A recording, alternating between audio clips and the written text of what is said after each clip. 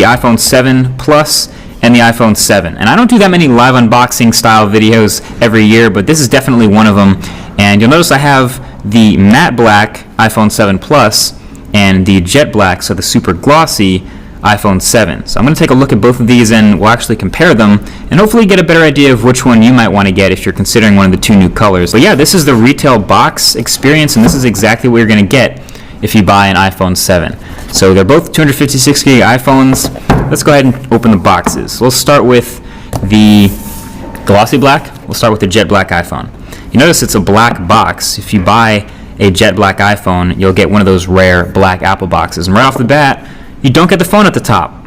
You get the Designed by Apple in California paperwork. And then there is the iPhone in all its glossy glory and the plastic on the screen protector.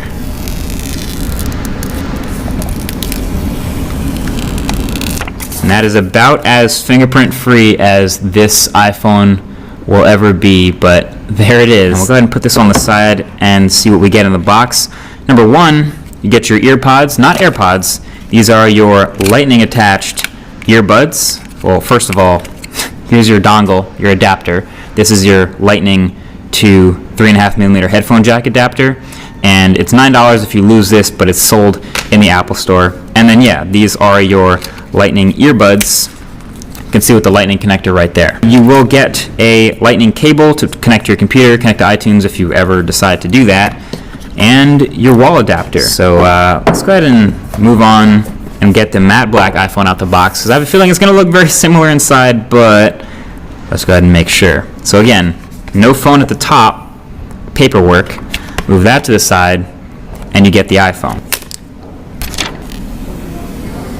So matte black obviously looks super clean as well.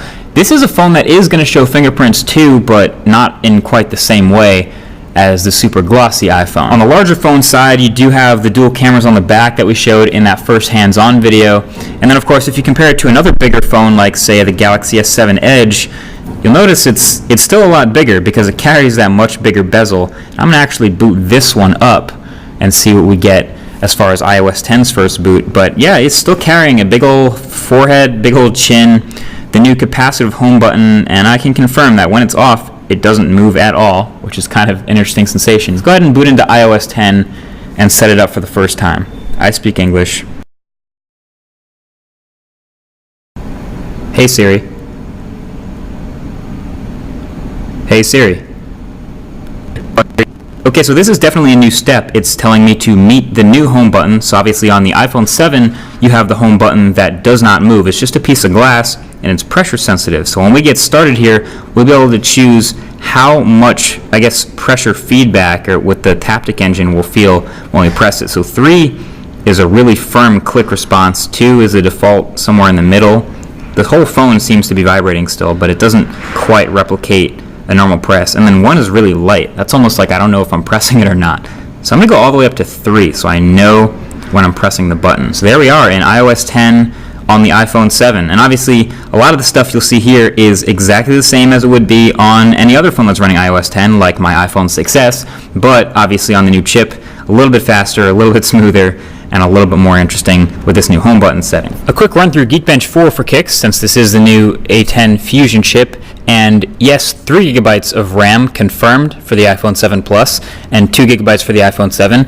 But yeah, you can see the final score is pretty great, especially the multi-core, right up there, actually above Snapdragon 820 devices. But yeah, there you have it. That is your first look at the iPhone 7 in your jet black and your matte black, and a good look at the differences between them.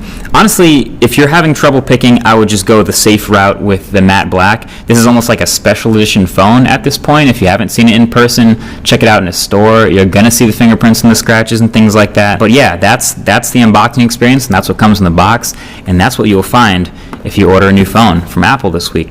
Either way, that's been it. Thanks for watching. Leave a thumbs up if you want to see more unboxing stuff like this in the future, and I'll talk to you guys in the next one. Peace.